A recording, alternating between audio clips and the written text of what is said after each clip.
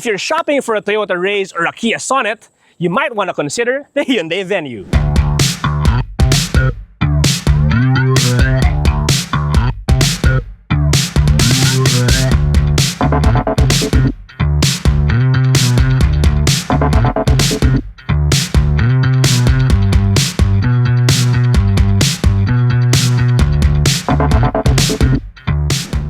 Welcome to the garage on Ride By. So on today's first ride review, we have the Hyundai Venue GLS. This is a 1.6-liter subcompact crossover, and it serves as Hyundai's entry-level offering in the segment. So now if you're cross-shopping a Toyota Raze, a Kia Sonet, well, this one stands out for quite a few reasons. So let's start with the styling.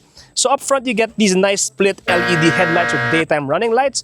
You get an aggressively styled SUV-inspired grille and front bumper. The lower section here gets sort of like a splitter kind of thing with flat black plastic to protect the paint. From you're driving on, maybe some light off-road gravel roads with some shrubs and bushes, hindi magagasgas yung pintura when you run over those things. So moving over to the side, more of these SUV-inspired styling elements. So, tignan niyo yung gulong, guys. 17-inch two-tone alloy wheels with this diamond cut finish here. Very nice looking. These tires, these are Nexen tires made in Korea, just like the car. 205/55 R17. So, moving here to the side of the car, you get more of these SUV-inspired stylings. I like this blacked out A-pillar, as well as the flat black plastic cladding here in the bottom. But there is one small issue, which if you do decide to buy this car, you have to be mindful of it pretty much forever. Because this lower running board, as you can see, is kind of hanging over there. So I don't think that was our fault because hindi naman namin sinayad to, hindi naman namin inano to or anything, but it was just hanging. And upon further inspection, what I think actually happened here, guys, is, kasi tingnan niyo yung design niya, it sticks out a good 4 inches from the body. So malamang sa malamang someone thought this was a step board, moron, and stepped on it, and boom, now it's hanging like that. And hindi kami yan, hindi kami yan. Yeah, for the record, hindi kami yan, guys. For the record, we didn't do this, but it was like this when we got it. And as you can see, it's missing one of these clips over here to hold it in place. And this one is bali. No, yung plastic bumper thing here, the clip is bali, so it won't go back in. So just so it doesn't fall out, you have to hold it there and then close the door and it won't fall out. But if you can forgive that and just be mindful, tell your passengers na hindi to stepboard, okay lang. So moving on to the rear of the Venue. Ha? O singilin mo sila, magkano lang naman siguro, clip lang naman yan eh. Anyway, moving on to the rear of the Venue, you get more of Hyundai's SUV-inspired design, but it's a bit cleaner, a bit more friendly looking because this is the entry-level offering in Hyundai's SUV lineup. So, you get this medyo bilugin na taillight. Ganda, no? It's very simple, very friendly looking. You get bold Venue was badging over here right below the Hyundai emblem. And like the front and the sides, this matte black lower bumper, which kind of looks like a diffuser. Meron pa pala siyang silver accent dito sa ilalim mo. So, it's like a 3-tone bumper. So, you get the body color, flat black, and silver. Very nice. The Hyundai Venue measures in at 4,040 millimeters long, 1,770 millimeters wide, 1,565 millimeters tall, and has a wheelbase of 2,520 millimeters. Ground clearance sits at a respectable 170 millimeters. Under the hood, you get a 1.6-liter naturally aspirated inline-4 engine with around 120 horsepower and 150 Newton-meters of torque. Now, one thing worth mentioning is that this does not get a CVT, unlike its sibling, the Kia Sonet. This gets a 6-speed automatic transmission with a good old-fashioned torque converter. Inside, you get a manual gate, so you can select gears manually, but it is fully automatic and very easy to drive. And when you flick it into sport mode, this thing actually surprisingly comes to life. All right, now let's move on to the inside of the Hyundai Venue. Let's start it up to get the aircon going. So you get a nice start-stop switch. And the interior. For a car of this price segment, I must say, I'm pretty surprised. In a good way. Kasi everything is soft, everything is hard plastic. There's no soft touch materials anywhere. Pero if you look at it, mukha siyang premium. Hindi siya mukhang one-piece injection molded plastic like what you get on some other cars of this price point. So the dashboard, you get a nice textured upper dash. You get a flat black instrument cluster cowl here. You get silver accents near the aircon vents as well as the climate controls over here. The steering wheel is nice leather wrapped with baseball stitching here. Gives you a very nice contrast feel, and some, you get a thicker portion here, so on the 10 and 2 position. Ergonomics wise, this is a fairly comfortable vehicle to sit in. You're deceived for size kasi it feels like a bigger car dito sa loob, no? The seating position is upright, adjustable every which way, forward, back, up and down. Of course, you can recline the seats and make it more upright. The steering wheel moves up and down, and it also telescopes. So perfect for drivers like me who like the steering wheel up close and high, close to the torso. So moving here to the center console area, you get this cubby hole, which is not a wireless charger. Don't be mistaken, it's not a wireless charger. Pero meron siyang USB Type-C, USB Type-A, and your standard 12-volt cigarette lighter style outlet. So this gear selector, good old-fashioned gear selector with a nice manual gate for plus-minus actuation. You get your reverse parking, you get your reverse camera here. No 360 cam, no other features, no ADAS, no cruise control, but that is okay. But you get drive modes. Drive modes here, in this dial over here. So on drive, you can toggle that. And here in the display, you will see that there are multiple drive modes consisting of Eco, Normal, and a nice Sport mode where everything turns red. Sport mode! Yeah. So if you flick this button here, it goes to traction. So hindi siya masyado applicable for our environment here in the Philippines because you get a snow mode, you get mud mode siguro if you're driving on some gravel roads. And sand, you're not really gonna take it to the beach. Wala naman tayong desierto dito. So you're most likely gonna stick to the drive modes when it comes to the performance of this car. Speaking of performance, you get this. So maybe some of you who just started driving don't know what this is, but it's fast becoming extinct. It's a manual handbrake. If you know, you know. It's fun to use at the right time, at the right place. But also, for safety, alam mo talaga kasado siya when you pull it like that. It's the car isn't going anywhere even if you leave it on neutral, which you're not supposed to do anyway. So yeah, what else? You can see here I have a full-size flask on the cup holder, in the cup holders. Dalawa yan. The back one is bigger than the front one for some reason. So maybe you put your flask here, you put your Starbucks latte over here, and you get this center console, a fairly small box, big enough maybe for your phone, your wallet, but no tablets, no purses in here. Just right. Let's move on to the back seats. Now for the back seats here. So I have this in my driving position. I'm 5'8", and I'm seated fairly comfortably. Legroom is adequate. There's some space here under the seat for you to stretch your legs a bit. Pero kung magsa-slouch ka, let's say long road trip, you want to take a nap, medyo masikip. But then you're not really supposed to be sitting like this anyway. You sit properly like this, and it's more than enough. Enough headroom as well. So because this is a front-wheel drive vehicle, wala siyang transmission tunnel, this center seat here isn't that much higher.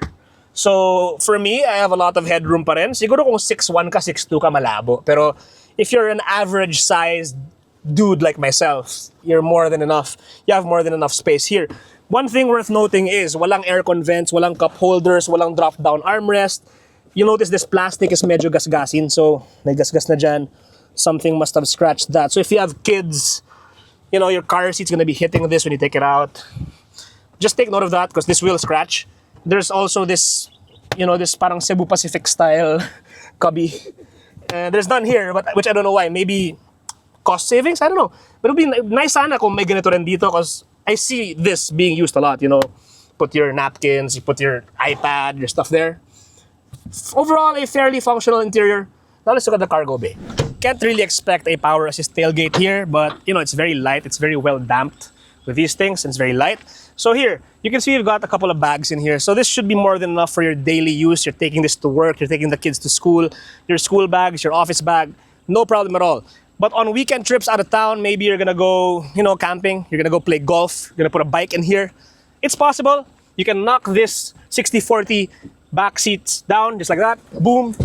So syempre may latch yan, tinulak ko na yung latch. Pero ganun lang siya kasimple. And this tonneau, you can either take it off completely, which is very easy to do, like this. Or let's say you're gonna use this for hauling groceries. You don't have to take it out. You can actually put it in its nice little slot like this. There, it goes down. There, look at that. So, let's say nag-grocery ka, di ba uso ngayon sa grocery, kahon, nilalagay nila sa kahon yung mga bilihin.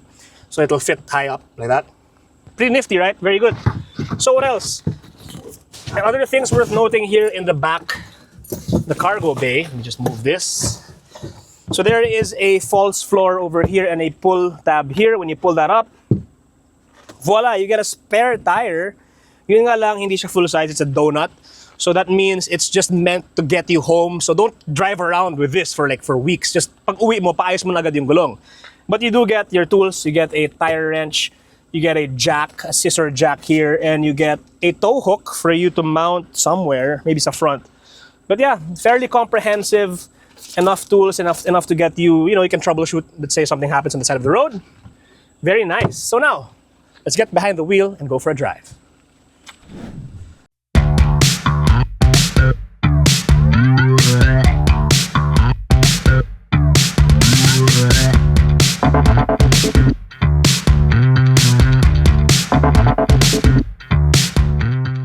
Alright, so now we are behind the wheel of the Hyundai Venue, and what can I say about the way this car drives?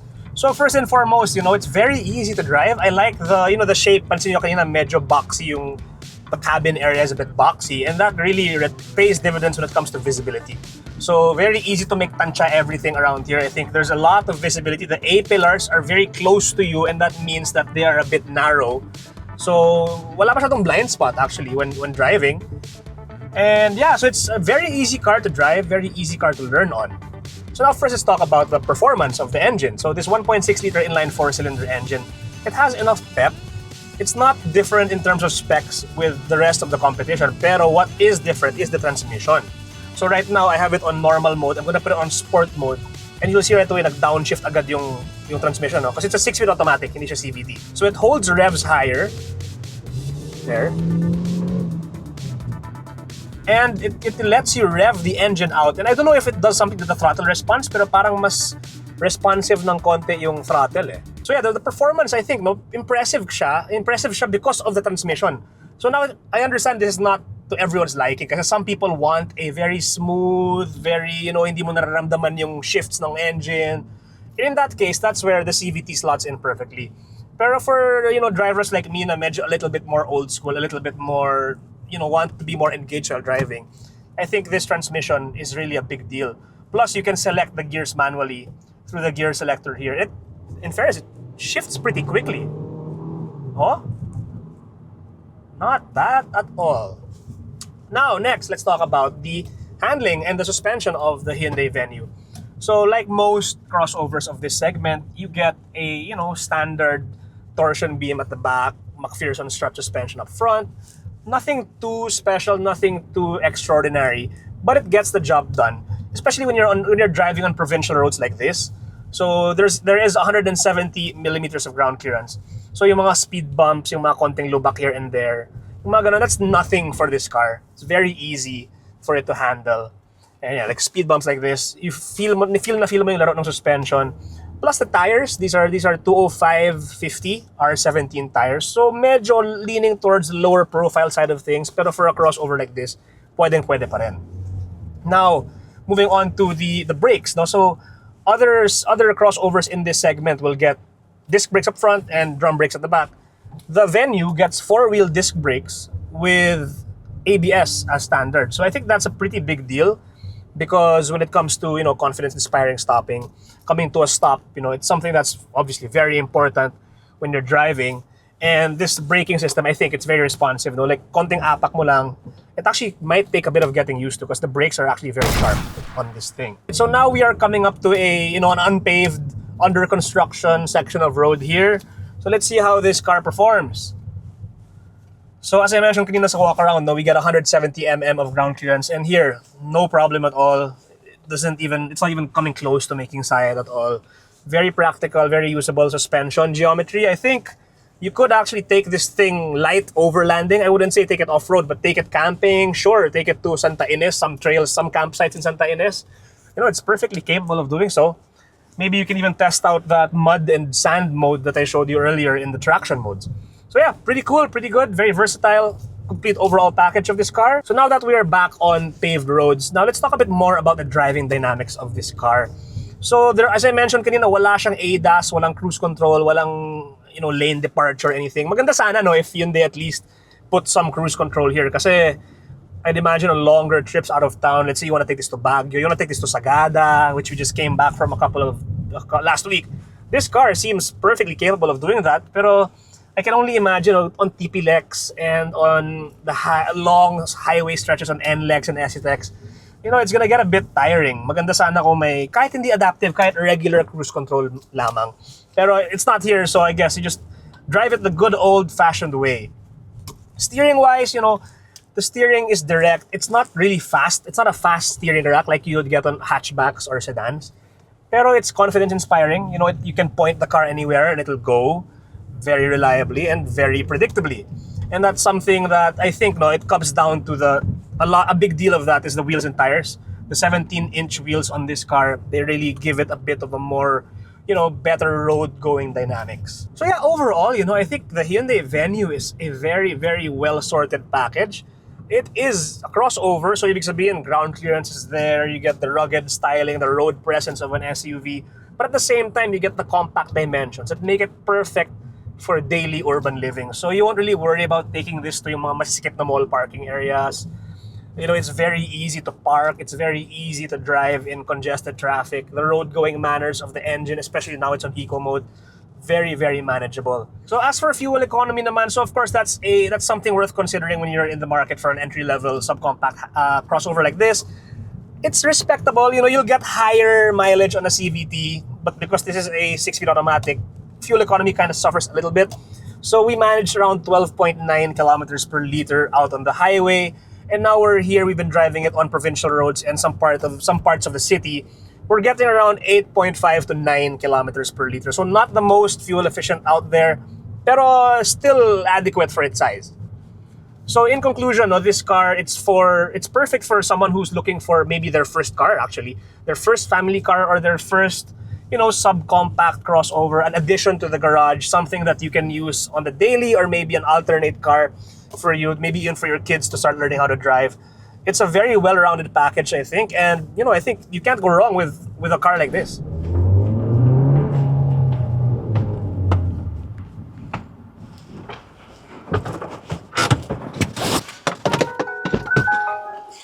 So there you have it, guys, a quick first ride review of the Hyundai Venue. So now it's time for us to give our ratings for this vehicle. Let's start off with performance.